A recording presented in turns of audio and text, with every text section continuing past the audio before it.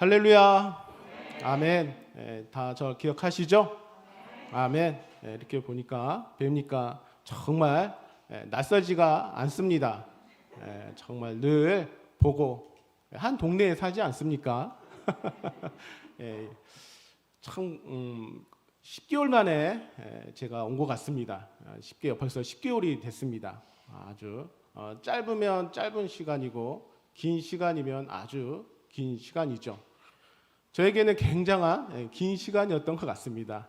10개월은 이 개척을 준비하면서 하루하루 살다 보니까 정말 시간이 빨리 지나가는구나.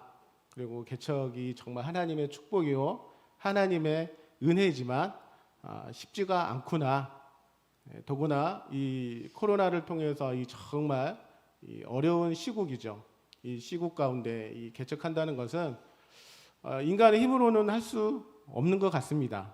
물론 하나님의 음성을 듣고 하나님의 말씀에 순종해서 개척의 길로 나갔지만 굉장히 두려웠죠. 과연 개척을 잘 감당할 수 있을까? 그런데 하나님은 좋으신 하나님이십니다. 정말 하나님은 최고 주세요. 은혜를 주십니다. 그렇다고 우리 성도님들을 다 개척하라는 말씀은 아니고 그 염려하고 걱정했던 그런 마음 가운데에 하나님이 저에게 주신 은혜가 있었어요. 또 말씀도 주시고 또 예수비전교회 담임 목사님이 또 개척 후원금도 보내주시고 우리 권사님 집사님들이 늘 염려해서 기도해 주시고 그런 걸 많이 느꼈습니다. 하나님이 책임져 주시구나. 그 시간 경험하는 시간이었습니다. 지금까지의 시간은 가서 막 하고 막 할 줄 알았더니 그게 아니고 참 기다려서 내가 하는 것을 좀 봐라. 너의 염려 걱정을 다 내려놓고 준비하며 나의 음성을 듣고 내가 원하는 길을 찾아라. 준비해라. 그런 음성, 그런 생활 가운데 가정에서 시작하고 있고 또 유튜브로도 계속하고 있고 그 안에 이 10개월의 과정이었습니다. 늘 기도해 주시고 염려해 주시고 이 동네에 지나갈 때마다 인사하시고 모른다고 이렇게 고개 들려서 지나가신 분이 한 분도 없더라고요. 오히려 제가 돌아서면 돌아섰지. 늘 감사하고 또 이렇게 주일날 정말 섬기던 교회 이 친정원 기분이 이런 기분이구나 하는 것을 느낍니다. 전혀 일상에서 하나님 말씀 전하면 늘 두렵고 떨리지만 그래도 평안함 가운데에 감사하고 또 목사님께서 연락 주셔서 말씀 전해 감사하고 또 이렇게 이 복되고 거룩한 날 늘 보고 싶어하던 성도님과 함께 주님의 말씀을 전하니 더 감사하고 기쁩니다. 모든 것이 다 하나님의 영광입니다. 아멘. 오늘 본문을 중심으로 이 새로운 가족이라는 제목으로 오늘 말씀 나누겠습니다. 새로운 가족. 그 일본의 이 가족 영화로 굉장히 유명하신 분이 계시죠. 고레에다 히로카즈라고 하는 감독입니다. 이 영화 감독이 2018년에 칸 영화 그 종려나무 저기 보시죠. 포스터에 나오죠. 황금 종려상을 받았어요. 영화 제목이 뭐라고 써져 있습니까? 어느 가족입니다.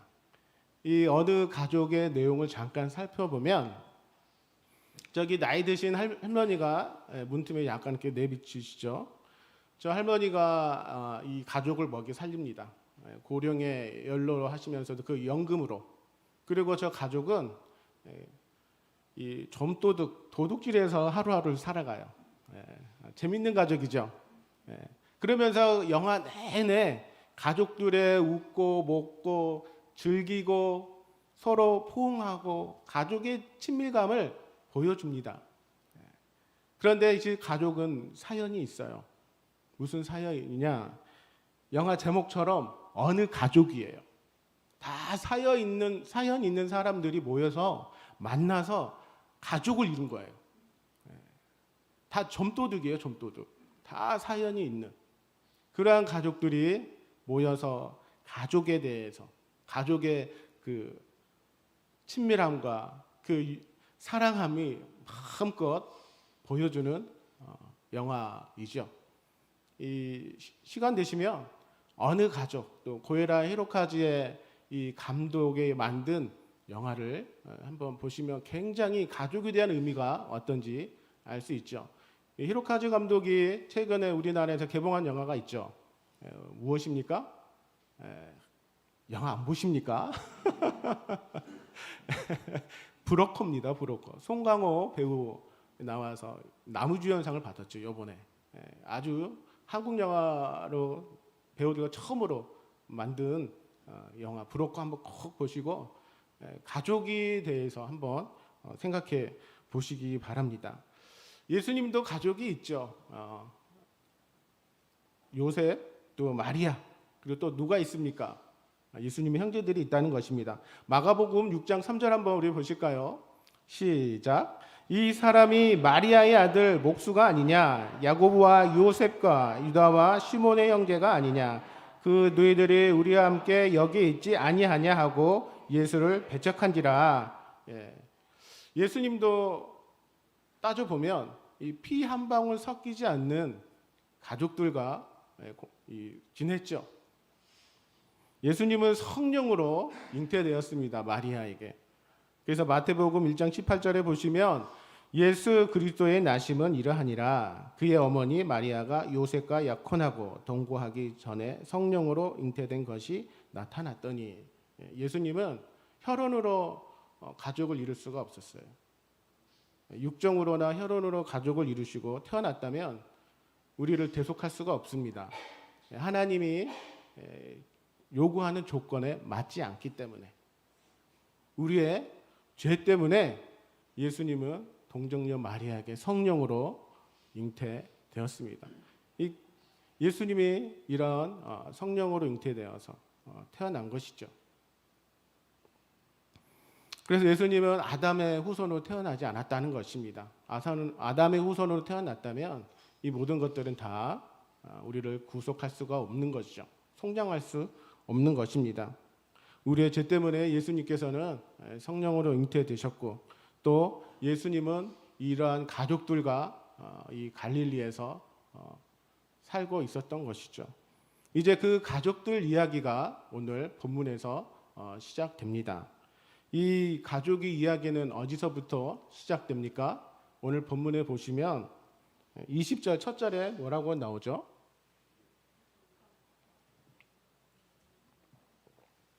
어렵게 생각하지 마세요. 3장 20절 첫 단어가 보입니다. 어디입니까? 집. 집이에요, 집. 가족의 이야기는 집에서 시작되는 겁니다. 개척도 집에서 시작하는 것 같습니다. 많은 목사님들이 다 집에서도 개척을 많이 하셨더라고요. 그래서 이 집이라는 장소를 통해서 예수님은 가족과 이 가족이 아닌 외인들을 구별하십니다. 오늘 본문 말씀을 보시면 31절, 32절에 그것을 명확하게 구분하고 계시죠.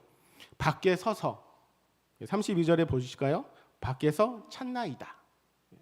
예수님의 가족들이 예수님을 찾으러 왔는데 어디서 찾냐? 밖에서 찾아요.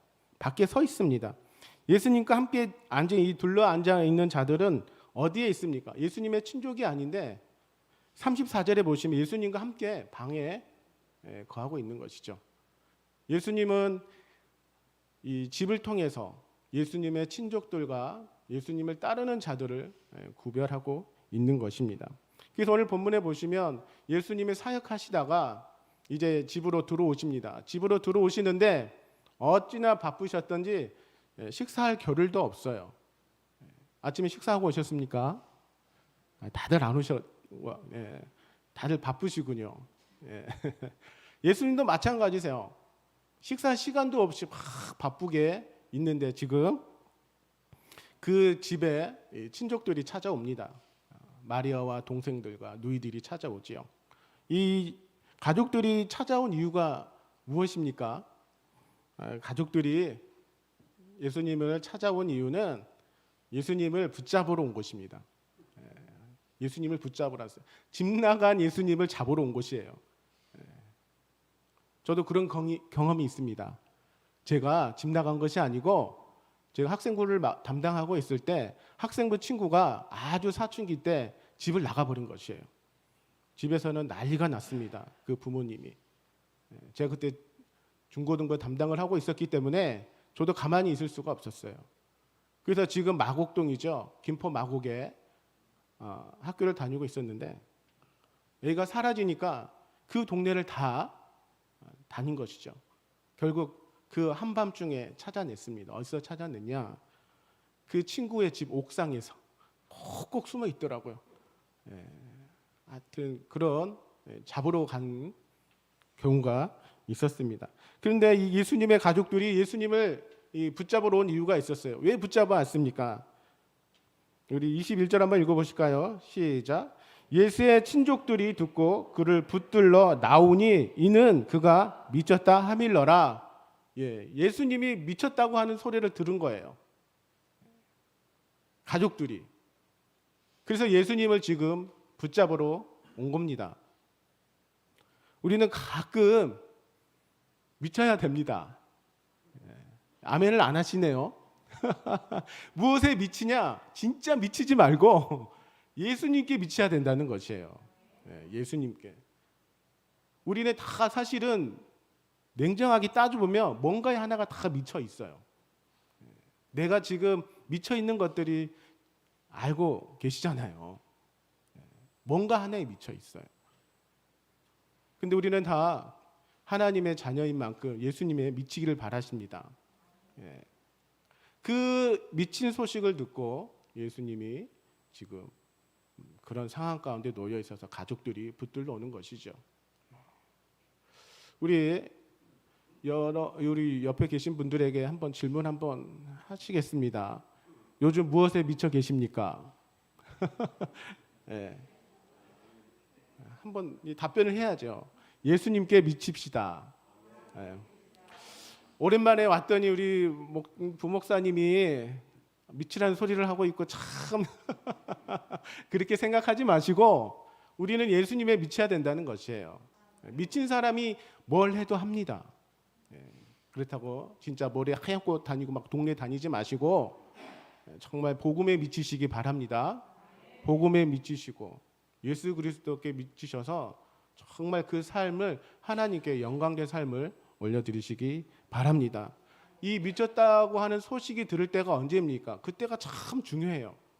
왜 예수님이 미쳤다고 하는 소식을 가족들에게 들렸을까? 그것은 오늘 본문 말씀에 보시면 22절에 이 서기관들이 내려옵니다. 예수님을 잡으러. 똑같아요. 가족들도 잡으러 오고 서기관들도 잡으러 오고. 그런데 잡으러 왔다는 그 소식이 어떨 때 잡으러 왔냐? 22절에 보시면 읽어보실까요? 예루살렘에서 내려온 서기관들은 그가 바알세불이 짚혔다 하며 또 귀신의 왕을 힘입어 귀신을 쫓아낸다 하니 예수님이 미쳤다고 하는 것은 귀신 들렸다는 것이에요. 예수님께서 다니면서 복음을 전하시며 이 치유하시고 병든 자를 고쳐주시고 복음을 전할 때 많은 기적이 일어났죠. 그 소식을 듣고 이 서기관들이 예수님의 사역을 지금 방해하고 있는 것입니다. 엉뚱한 잘못된 소문들을 퍼뜨리는 것이죠. 그 소식이 바로 미쳤다고 하는 소식을 듣고 서기관들도 그리고 그 소식을 듣고 있는 가족들이 다 지금 예수님을 붙잡으러 온 것이죠. 서기관들은 고의로 예수님의 잘못된 사역을 막 퍼뜨립니다. 귀신 들렸다고. 바알세불 파리떼의 왕이죠. 그 왕이라고 하는 것이에요. 공격하는 것입니다. 예수님의 사역을. 그리스도의 사람들은 그리스도의 자녀들은 정말 우리의 입술로 남을 험담해서는 안 됩니다. 모함해서는 안 돼요. 그것이 오늘 본문에 보시면 신성모독하고 있는 것이죠. 하나님의 영광을 가리는 것이고 이 신성모독하는 것은 하나님은 절대 용서를 하지 않는다고 오늘 말씀하십니다. 항상 우리 입술에서는 하나님을 찬양하고 고백하고 우리 이웃과 가정을 늘 사랑하고 염려하고 걱정하고 안타까운 그 마음을 가지고 사랑하는 마음을 가지고 온전하게 말씀을 전하고 그러한 입술을 통하여서 고백을 해야 된다는 것입니다. 근데 서기관들, 누구보다 말씀을 잘 안다고 하는 이 서기관들이 예수님이 누구인지를 몰랐습니다. 그 예수님에 대한 그 본질을 몰랐던 것이죠. 예수의 가족들도 예수님이 누구인지 몰랐던 것이고, 그러한 때에 이러한 상황들이 지금 우리 삶 가운데 영적 전쟁으로 나타나고 있어요. 예수님이 찾아오는 그 상황을 보시면 예수님이 가장 바쁘고 힘들 때, 하나님의 일을 열심히 할 때 그 주변에서는 예수님이 미쳤다고 하는 소리가 들리는 것입니다. 가족들조차도 예수님을 불신하고 잡으러 오는 것이에요. 30년 동안 공생을 시작하기 전에 가족들과 살았는데 마리아는 예수님이 누군지 알고 있었어요. 어떠한 삶을 살 것이라는 것인데, 근데 오늘도 본문에 보시면 마리아가 찾아옵니다. 마리아도 예수님의 누군지를 몰랐던 것이죠. 그래서 예수님이 이 서기관들과 이 가족들을 통해서 말씀하세요. 뭐라고 말씀하십니까? 비유를 들어서 말씀하십니다. 23절, 24절 한번 읽어보실까요? 시작. 예수께서 그들을 불러다가 비유로 말씀하시되 사탄이 어찌 사탄을 쫓아낼 수 있느냐? 또 만일 나라가 스스로 분쟁하면 그 나라가 설 수 없고 어이없는 것이죠. 예수님 입장에서는 어떻게 사탄이 사탄을 싸우냐, 같은 편인데 그럴 수 없다고 지금 말씀하고 있는 것이죠. 지금 영적 상태에서 이 분쟁의 싸움을 지금 진행하고 있는 것입니다. 그러니까 지금 예수님께서는 무엇을 말씀하시고자 하냐면 가족들과 이 서기관들, 하나님을 안다고 하는, 예수님의 안다는 하는 그 말씀을, 지식은 있는데 믿음이 없는 것이죠. 사랑이 없는 것입니다. 이 의만 있어요. 그러면 계속 비난만 하는 것이죠. 이 지식이 있는 것과 사랑이 있는 것과 없는 것의 차이가 여기서 납니다. 우리가 예수님을 많이 알면 그에 따른 우리 안에 사랑이 샘솟아야 되는데, 그 사랑보다는 지식으로만 알면 우리 입술에서 늘 이렇게 비난한다는 것입니다. 서기관들처럼, 예수님 가족처럼, 이 친족들처럼 그것을 사랑으로 품고 사랑으로 얘기하는 것이 아니라 비방한다는 것이에요. 그래서 예수님께서 지금 어떻게 사탄이 사탄을 공격하고 싸울 수 있냐, 이 말씀을 비유로 지금 말씀하고 있는 것입니다. 아주 핵심적으로 예수님께서는 이 가족들을, 이 무리들에 대해서 지금 얘기하고 있는 것입니다. 우리 그리스도인들은 항상, 우리 그리스도인들 사랑하시기 바랍니다. 정말 내 안에 가운데 예수님의 사랑이 넘치면 그 눈빛을 보고도 압니다. 아멘. 예. 그 말을 안 해도 그 냄새가 납니다. 예수 그리스도의 향기가 나요. 제가 어느 집사님한테 집사님 냄새가 나요 그랬더니, 그리스도의 냄새가 나요 그랬더니 뭐라고 그랬냐, 아니 목사님 향기면 향기지 무슨 냄새예요 그러더라고요. 냄새나 향기나 똑같습니다. 항상 그리스도의 향기가 나시기 바랍니다. 그게 사랑입니다. 우리가 지식으로만 알지 마시고 그 사랑 가운데 우리가 몸소 실천해야 된다는 것입니다. 오늘 말씀은 예수님께서 그것을 얘기하시죠. 가족도 나를 붙잡으러 왔고 서기관들도 나를 붙잡으러 왔고, 도대체 가족도 나를 모르고 서기관들도 모르고 너무 그 마음이 지금 안타까우신 것이죠. 하나님의 나라, 예수님이 이제 이 땅에 오셔서 이제 하나님 나라를 세우고 그 십자가에 못 박힘을 당하는 그 상황 가운데 놓였는데, 너희들은 나를 제일 잘 알아야 하는 너희들, 가족들, 서기관들 도대체 모른다는 것입니다. 우리가 늘 하나님 앞에 말씀을 듣고 예배를 드리고 하루하루 살아갑니다. 그 은혜 가운데 살아가죠. 그런데 우리가 정작 하나님, 예수님에 대해서 얼마나 많이 알고 있습니까? 그것을 예수님은 이 가족을 통해서, 이 서기관들을 통해서 지금 비유로 말씀하고 계십니다. 한참 바알세불, 사탄의 왕, 파리떼의 왕, 그 얘기를 통해서 예수님에게 이 서기관들은 굉장히 지금 심한 공격을 하고 있는 것입니다. 이 공격은 예수님의 사역 전체를 폄하하는 것이에요. 어쩌면 예수님을 그렇게 몰고 가는 것입니다. 결국 그렇게 되면 예수님은 사역을 할 수가 없어요. 많은 사람들이 예수님에 대한 구원의 기쁨을 누리지 못하고 예수님은 사탄의 왕, 바알세불의 왕으로 낙인 찍히는 것이죠. 그래서 예수님이 말씀하십니다. 그 부분에 대해서 27절 읽어보실까요? 시작. 사람이 먼저 강한 자를 결박하지 않고 그 강한 자의 집에 들어가 세간을 강탈하지 못하리니 결박한 후에야 그 집을 강탈하리라. 예. 그렇지 않습니까? 우리가 제일 먼저 센 사람을 보는 것이죠. 예. 강도들도 집에 들어갔을 때는 그 집에 물건을 훔치려면 그 가족을 먼저 결박하는 것이죠. 또 학교 다닐 때 이 싸움 잘하는 친구들 보면 다 싸우질 않아요. 딱 한 사람 잡아요. 이 반에서 누가 제일 싸움 잘하니? 그 싸움 제일 잘하는 애만 이기면 걔가 이제 짱으로 먹히는 거죠. 이 사탄이 그렇게 한다는 것이죠. 지금 예수님을 심하게 신성 모독하고 그것을 지금 예수님이 말씀하고 계십니다. 신성 모독. 다른 죄는 다 죄를 구원을 받습니다. 그러나 이것만큼 신성 모독만큼은 예수님께서는 사하지 못한다고 29절에 말씀하시죠. 다 같이 29절 읽어보실까요? 시작. 누구든지 성령을 모독하는 자는 영원히 사하심을 얻지 못하고 영원한 죄가 되느니라. 아멘. 예. 우리가 예수님을 믿는다고 하면서 교회를 다닌다고 하면서 예수님의 사역에 대해서 불평하고 불만하고 예수님의 이 모든 사역을 이 서기관들처럼 예수님의 친족들처럼 해서는 안 된다는 것입니다. 절대 그것은 구원을 받을 수 없다고 예수님께서는 오늘 말씀하시죠. 왜 구원을 받을 수 없을까요? 신성 모독을 하면 예수님을 통해서 우리가 구원을 얻습니다. 그러나 신성 모독을 하면 예수님의 그 구원의 길 영혼들이 구원을 받지 못한다는 것이에요. 종국에는 절대 예수님을 폄하하고 예수님을 사역을 비방해서는 안 된다는 것입니다. 즉 이 말씀은 교회와 그리스도인들을 우리 서로가 폄하해서는 안 된다는 것이에요.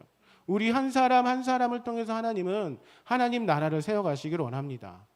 우리 한 사람 한 사람을 통해서 하나님은 많은 복음의 소식을 전하기를 원해요. 그런데 우리의 원수는 어디에 있습니까? 가족에 있어요. 제일 친한데.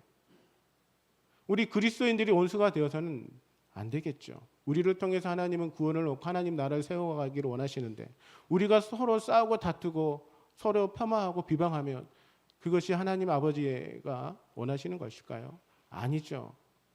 우리를 통해서 영광 받으셔야 하나님, 아직 그리스도를 모르는 세상에 많은 복음을 전해야 하는 우리들이 그렇게 싸우고 비방하고 한다면 이건 신성 모독이라는 것입니다. 절대 늘 선한 마음을 가지시고 행동을 하시고 이 땅 가운데 살아가야 된다는 것이죠. 늘 사랑의 눈빛으로 보시기 바랍니다. 어느 가족처럼 피 한 방울 섞이지 않는 이 가짜 가족들이 그래도 그 공간에 집이라고 하는 그 공간에서 먹고 나눌 때에 얼마나 기쁘고 웃음소리가 들리는지 그것이 기쁨입니다. 제가 10개월 동안 가정에서 지내다 보니까 아내와 아이들을 통해서 엄청난 은혜를 많이 받았습니다. 집에서 하루 종일 무슨 일들이 그렇게 많이 일어나는지 엄마가 아이들한테 왜 그렇게 말을 많이 하고 우리 아내가 늘 조용한 줄 알았습니다. 이건 제 착각이었던 것 같습니다. 목소리가 예전에 사귀고 연애할 때는 모기 소리처럼 파리 소리 들리지 않더니 이제 제일 집에서 많이 듣게 되더라고요. 우리 가족 안에서 늘 하나님의 찬양하고 그 기쁨이 넘치기를 원하신다는 것이죠. 하나님은 이제 예수님께서 이런 비유를 말씀하시고 또 이제 정말 가족에 대해서 핵심으로 들어가십니다. 31절 말씀 읽어보실까요? 시작. 그때에 예수의 어머니와 동생들이 와서 밖에 서서 사람을 보내어 예수를 부르니 한참 예수님이 미쳤다고 그러고 이 서기관들과 이 영적인 싸움 바알세불과 얘기하고 있을 때에 이제 예수님의 가족들이 예수님을 이제 부릅니다. 부르는데 어디서 부릅니까? 밖에 서서, 밖에서 불러요. 지금 예수님이 한참 이 공격당하고 있으면 내 자녀가 세상 사람들에게 공격당하고 비방하고 싸우고 있는 상황이라면 우리의 가족들은 어떻게 해야 됩니까? 그 현장에 달려가서 어찌됐든 내 가족을 품고 내 가족을 변호해야 되고 내 가족과 함께 싸워야 되지 않겠습니까?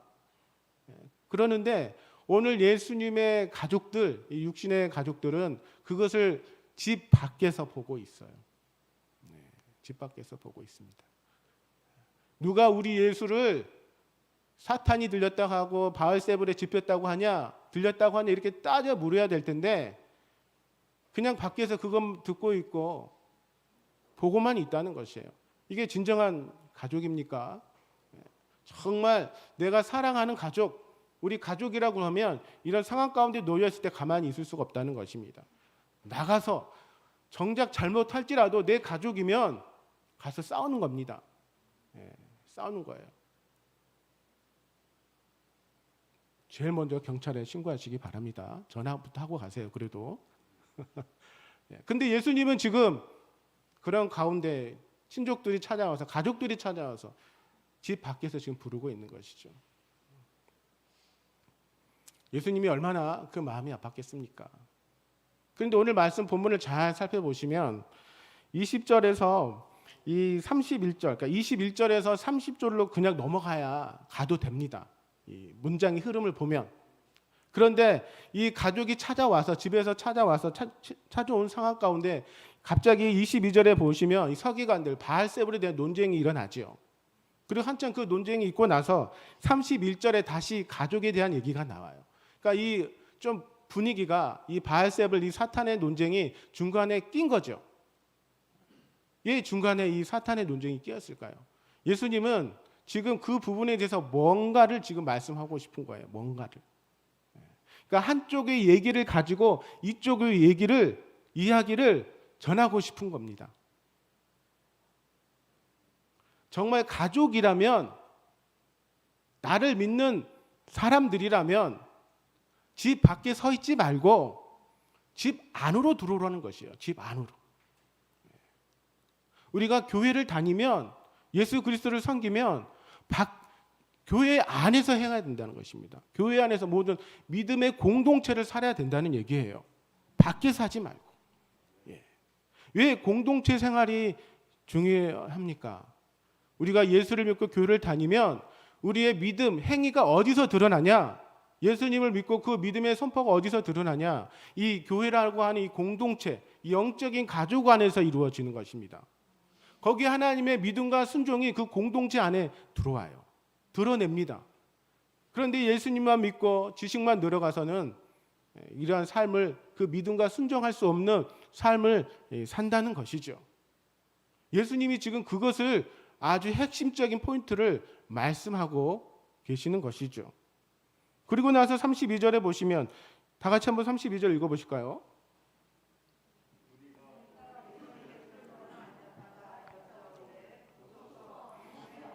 동생들과 너희들이 밖에서 찾나이다.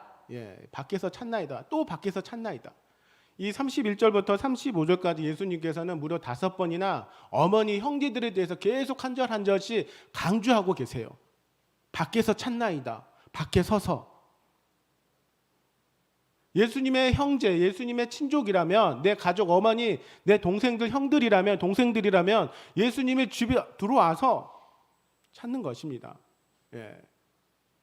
그 영화에 아주 유명한 대사가 있지 않습니까?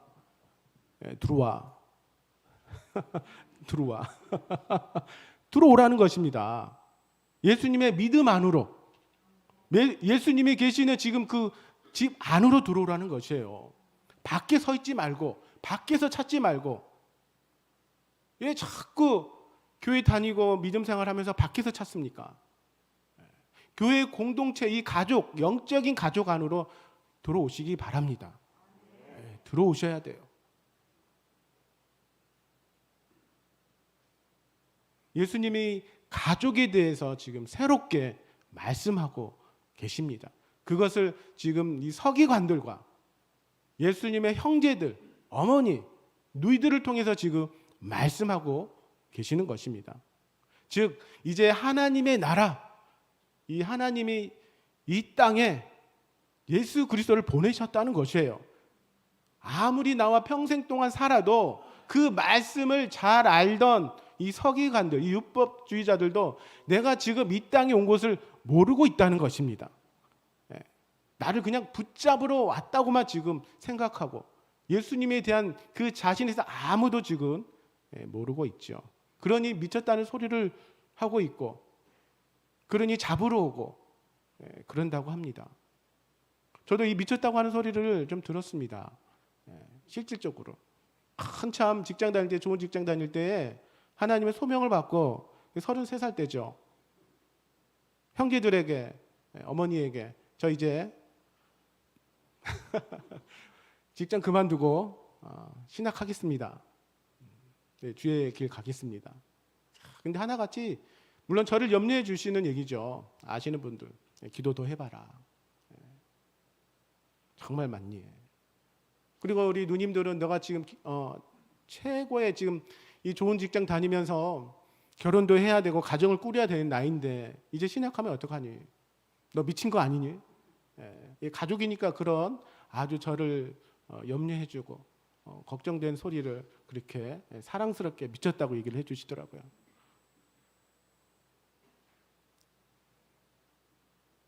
본질을 모르는 것이죠. 정말 예수님이 지금 이 집 안에서, 그런데 예수님을 따르는 무리들은 지금 어디에 앉아 있습니까? 예수님의 곁, 집 안에 앉아 있어요. 이 무리들은 함께 한다는 뜻입니다. 늘 같이 거주한다는 뜻을 갖고 있어요. 그러니까 이 가족들은, 서기관들은 지금 이 방 안에 있는 자들보다 더 못한다는 것입니다. 정말 나에 대해서 모른다는 것입니다. 예수 그리스도 이 땅에 이제 구원의 복음, 많은 복음의 열매를 맺게 하고 십자가의 사건이 기다리고 있지만 그 하나님의 나라가 이미 임했다는 것을 모르고 있는 것이죠. 그래서 밖에서 찾나이다라고 이 말씀을 했을 때 예수님이 그 질문에 대해서 답변하십니다. 뭐라고 답변하십니까? 33절 다 같이 읽어보실까요? 시작. 대답하시되 누가 내 어머니며 동생들이냐 하시고, 이것은 예수님이 질문한 게 아닙니다. 질문에 대한 답변이에요. 오해하시면 안 돼요. 예수님은 가족을 사랑하셨어요. 십자가에 죽으실 때 마지막에 사도 요한에게 어머니를 부탁하시죠. 그 정도로 이 가족들, 그리고 예수님은 실질적으로 이 가족들이라고, 예수님의 무리들을 보고 이 가족들이라고 말씀하셨어요. 예수님은 가족에 대한 사랑이 굉장히 크십니다. 누가 내 어머니며 동생들이냐 답변하시는 것입니다. 그러면서 34절에 한번 보실까요? 둘러 앉은 자들을 보시며 이르시되 내 어머니와 내 동생들을 보라. 둘러 앉은, 예수님이 둘러 앉은 그 집안, 예수님을 보는 그 자들에게, 그 무리들에게 지금 얘기합니다.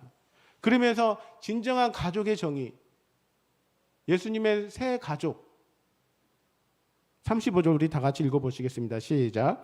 누구든지 하나님의 뜻대로 행하는 자가 내 형제요 자매요 어머니니라. 그냥 혈육으로 또 이 육정으로 만난 이루어진 이 가족이 아니라 이제 하나님의 뜻대로 하는 자들이 내 형제요 내 어머니라고 지금 말씀하고 계십니다. 하나님의 뜻대로, 하나님의 뜻대로, 하나님의 뜻이 지금 이 땅에 임했다는 것이에요. 그것을 아는 자들, 그리고 나를 따르는 자들, 나를 믿고 그 구원의 그 말씀 가운데 순종하며 사는 자들, 그 사람들이 이제 하나님의 새 가족이라는 것입니다. 영적인 가족이죠. 우리가 예수 그리스도를 믿은 이상 우리는 다 같은 한 가족입니다. 아멘.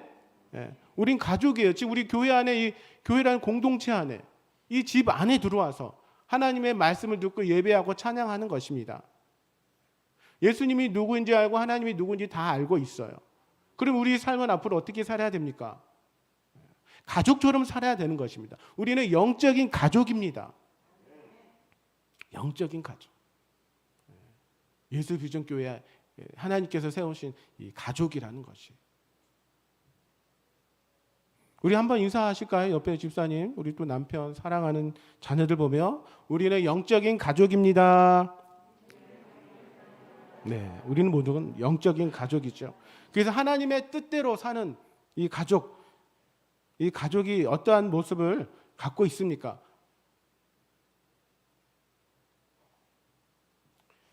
우리 가족에 대해서 한번 깊이 다시 생각해 보시기 바랍니다. 제가 예수 비전 교회, 예수 가족 교회 기도하다가 매일 헷갈려가지고 예수 가족이라고 했다, 예수 비전 교회라 했다. 이제 조금 이제 입에 좀 익었는데 오늘 또 조금 헷갈리네요. 막 대표 기도하다가도 막 하다가도 그냥 예수 비전 교회 하나님 축복해 주시고, 예수 비전 교회 아니 하여튼 뭐 하나님 우리 박정 목사님도 축복해 주시고 막 이렇게 10개월을 지냈습니다. 오늘 보시면 31절 35절에 보시면 이 분위기가 나옵니다. 분위기 어떤 분위기냐, 물론 20절에부터 30절 분위기에 보시면 그 분위기가 이 가족에 대한 분위기가 그렇게 정겹지가 않다는 것이에요. 좀 차가웁니다. 냉랭함이 있어요. 예수님이 약간 그렇게 냉랭하게 비춰집니다. 집 밖과 집 안, 거리가 있는 것이죠. 가족 간의 거리. 우리 가족 간의 거리는 몇 미터일까요? 혹시 거리 재 보셨습니까? 미국의 문화인류학자 에드워드 홀이라는 이분이 책으로 인간관계의 거리를 4가지 유형으로 쓴 책이 있습니다. 숨겨진 차원이라고. 여기서 4가지 거리를 제가 말씀드리겠습니다. 공적인 거리가 있고, 사회적 거리가 있습니다. 그리고 개인적 거리가 있고, 친밀한 거리가 있습니다. 이 개인적 거리, 친밀한 거리만 말씀드리겠습니다. 이 개인적 거리는 저를 중심으로 해서 46cm에서 1.2m. 그게 개인적인 거리. 이 개인적인 거리에 들어오는 사람들이 누구냐? 친구. 그리고 가까운 사람들이 이 46cm에서 1.2m, 120cm 그 정도 거리를 유지하는 사람들이 개인적 거리라고 합니다. 근데 여기서 멀어지면 긴장감은 좀 덜 돼요.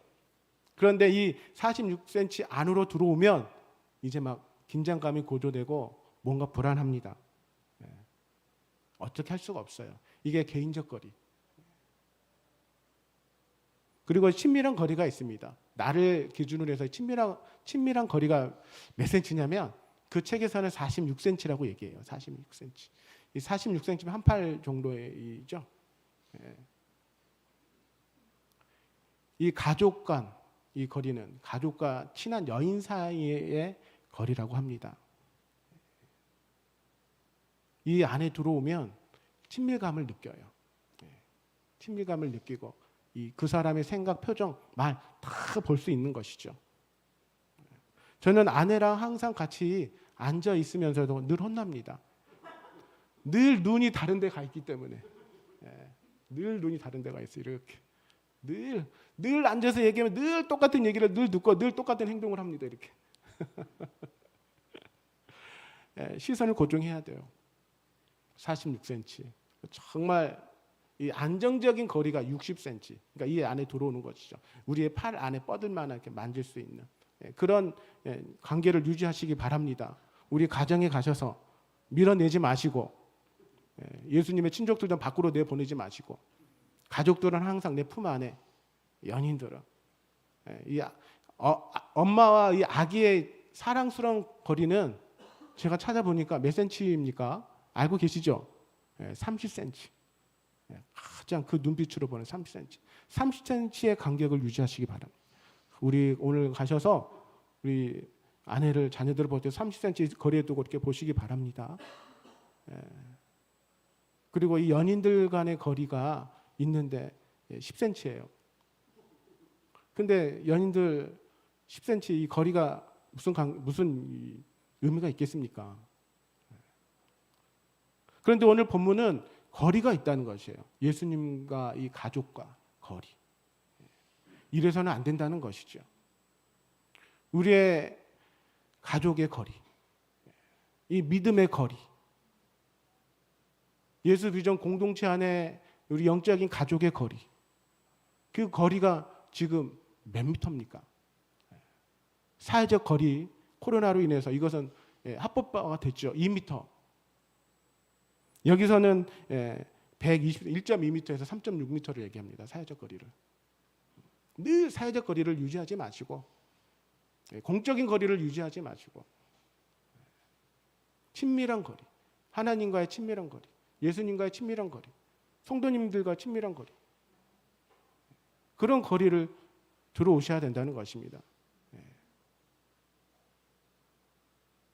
그런 항상 가족의 거리를 우리가 만들어 가야 됩니다. 저부터 시작해서. 고레도 히로카즈 어느 가족, 그 좀도둑 가족들, 가짜 가족들은 그래도 그 가족들이 정말 가짜 가족이지만 그 집안에 그 이루어진 그 가족들의 참 모습을 히로카즈 감독은 말씀하고 있는 것이죠. 그 점도둑이 무엇을 훔친지 제가 생각해 보니까 이 가짜 가족은 그 진짜 가족이 갖는 그 시간을 훔친 거예요. 가족처럼 살아가고 싶은 그 시간. 그 시간을 우리는 살아내야 된다는 것입니다. 우린 다 진짜 가족 아닙니까? 진짜 같은 가짜 가족입니까? 다 진짜 가족이에요. 진짜 가족은 허물이 없습니다. 진짜 가족은 담이 없어요. 참 주일날 아침 복되고 거룩한 날, 제가 이런 말씀 드리기는 좀 그렇지만 좀 거룩한 얘기일 수도 있어요. 가족 간에 담이 없고 허물이 없다는 것은 화장실 일을 볼 때도 문을 열고 그만큼 모든 것이 공개되고 오픈되는 것입니다. 그것이 가족이요, 그것이 하나님이 원하시는 우리의 마음의 담을 허무는 것이에요. 그렇다고 또 집에 들어가셔서 다 문 열어놓고 막 하지 마시고 마음을 여시기 바랍니다. 거리를 좁히시기 바랍니다. 오늘 예수님께서는 진정한 예수님의 새로운 가족을, 그것을 말씀하시죠. 나를 알고 집으로 들어와서 하나님 나라를 세워가는 믿음의 사람들이 되라고 말씀하고 계십니다. 신약 성경에 믿음의 가족의 모습이 나오죠. 제가 말씀을 한번 읽어보실까요? 사도행전 2장 44절로 46절 말씀입니다. 다 같이 읽어보실까요? 시작. 믿는 사람이 다 함께 있어 모든 물건을 서로 통용하고 또 재산과 소유를 팔아 각 사람의 필요를 따라 나눠주며 날마다 마음을 같이하여 성전에 모이기를 힘쓰고 집에서 떡을 떼며 기쁨과 순전한 마음으로 음식을 먹고. 결국 하나님의 가족은 하나님을 찬양하는 것이에요. 찬미하는 것입니다. 예배하고 떡을 먹고 서로 교제하고 나누고, 이것이 초대교회 성도들의 이 집에서 벌어지는 하나님을 예배하는 교회였습니다. 우리도 똑같이 이렇게 살아야 된다는 것이죠. 오늘도 우리 집에 돌아가셔서 이제 앞으로 우리의 삶 가운데에 도전하시기 바랍니다. 거리를 깨시고 집에 들어오셔서 하나님을 늘 찬미하시기 바랍니다. 그것이 오늘 예수님께서 말씀하신 예수님의 새 가족입니다. 새 가족. 그러한 새 가족을 마음에 품으시고 이제 돌아가셔서 지식으로 남으면 안 됩니다. 말씀드렸듯이 지식으로만 남으면 늘 좋은 소리가 안 나와요. 내 삶 가운데 그것을 행동으로 옮겨야 되는 것입니다. 오늘 대구로 돌아가셔서 우리 진짜 가족들 아닙니까? 진짜 가족의 참 모습을 보여주시기 바랍니다. 세상에 나가서도 예수 그리스도 믿는 하나님의 백성, 하나님의 사람들이 사는 그 진짜의 모습을 보여주시기를 예수 그리스도 이름으로 축원드립니다.